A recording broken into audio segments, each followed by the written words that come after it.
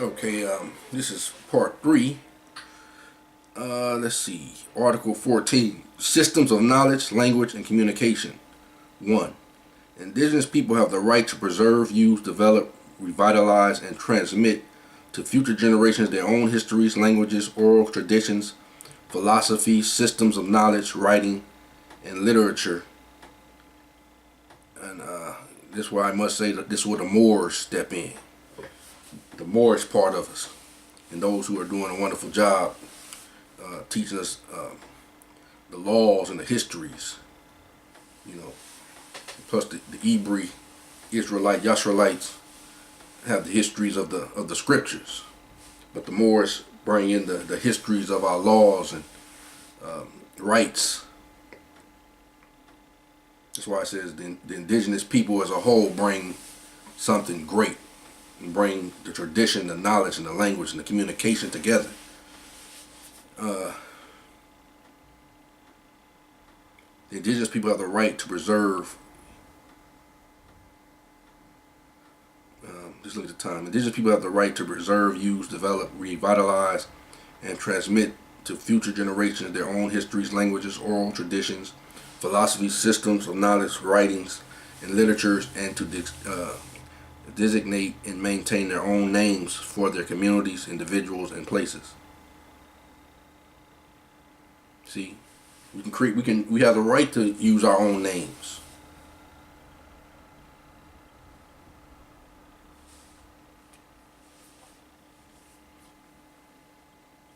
Two, the states shall adopt adequate and effective measures to protect the exercise of this right with the full and effective participation of the indigenous people. 3. Indigenous people have the right to promote and develop all their systems and media of communication, including their own radio and television programs, and to have equal access to all other means of communication and information.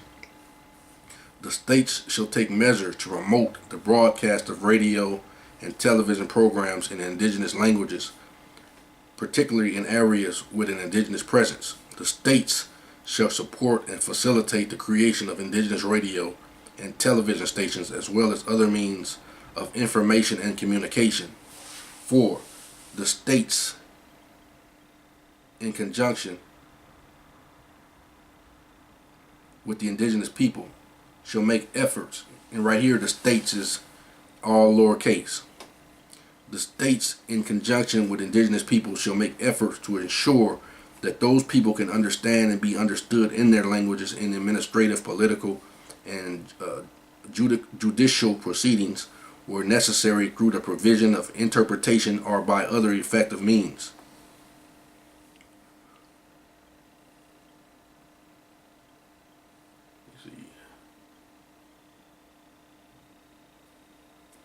Article 15, Education. Indigenous people and individuals, particularly indigenous children, have the right to all levels and forms of education without discrimination. Also, since I'm at this point here, there's also another declaration, the rights of children, which says children have the right to a name and a nationality at birth, which was taken away from the indigenous people because they were defrauded and turned into corporate entities without the knowledge of the mother, and which is fraudulent. And then that's when we go back to the thing where their Pope basically gave all estates and estates back to the people.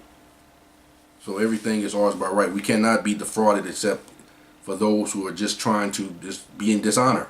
We can't be found fraudulent. We have the right to use those names, but at the same time, we also have the right to be called by our indigenous names.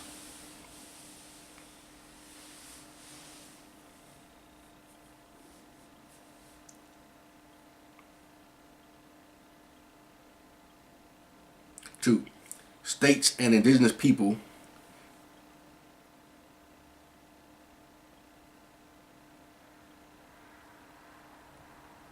this is two, states and indigenous people, this is the capital S, states and indigenous people, in keeping with the principle and equality of opportunity, shall promote the reduction and disparities in education between indigenous and non-indigenous people.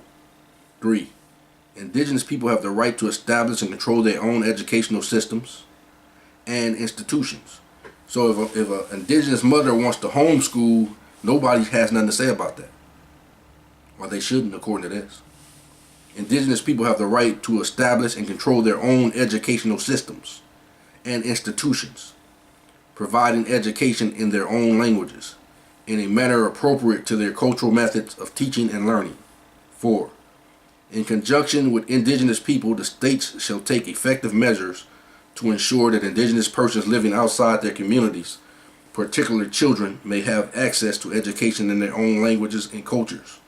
5. States shall promote harmonious intercultural relations, ensuring that curricula of state, this is lower s state educational systems reflect the pluricultural and multilingual nature of their societies and encourage respect for and knowledge of the different indigenous cultures. Here's the capital S. States shall, in conjunction with indigenous people, promote intercultural education that reflects the worldview, histories, languages, knowledge, values, cultures, practices, and ways of life of those people. 6. Capital S. States, in conjunction with indigenous peoples, shall adopt necessary and effective measures to ensure the exercise and observance of these rights. Article 16. Indigenous spirituality. 1. Indigenous people have the right to freely exercise their own spirituality and beliefs, and by virtue of that right, to practice, develop, transmit, and teach their traditions, customs, and ceremonies, and to carry them out in public and in private, individually and collectively. So there you go. Although I don't claim to be a part of a camp, for you Hebrew Israelites that's a part of a camp, you have the right to be on the corners and do what you want to do to teach the gospel. Teach the Torah. But I would suggest that you would consider all of the Hebrew Israelites or Yasharites by bloodline, and make sure that you're teaching in love, because the scripture does say that it's our job to go to the nations and to teach, be an example to the Gentiles, that those that the Most High shall call shall come in. We should not offend them, because we're not here to run them off. We're trying to, the Most High wants to save all. That he said, those who will come. He wants to save all those who he will call righteous to come. But if we running them away, how they gonna come? That's all I'm saying. No, go out there and teach the word, but teach it in love. Teach it what it says, but teach it. He said, those you should teach it in the spirit of truth. He said, those who worship me should worship me in the spirit and in truth. So if you're just preaching the truth without the spirit, you're teaching through the flesh, and that's gonna kill. That's not gonna solve. But if you teach it in the spirit of love and in truth, you'll be able to gather those who should be called in. It is our job to gather the Gentiles, those that shall be saved. Okay, not telling you nothing, but that's just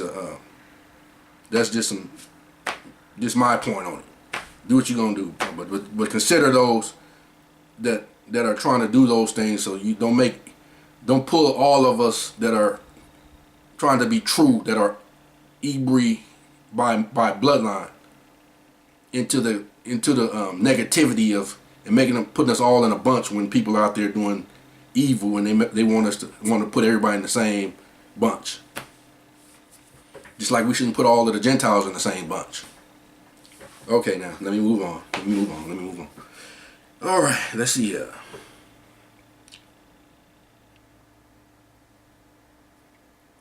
2.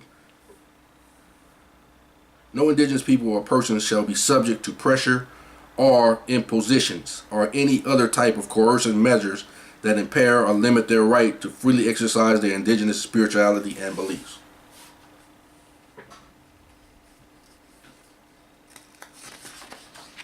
3. Indigenous people have the right to preserve, protect, and access their sacred sites, including their burial grounds, to use and control their sacred objects, relics, and to recover their human remains. 4. Capital S states, in conjunction with indigenous people, shall adopt effective measures to promote respect for indigenous spirituality and beliefs, and to protect the integrity of the symbols, practices, ceremonies, expressions, and spiritual protocols of indigenous peoples in accordance with international law.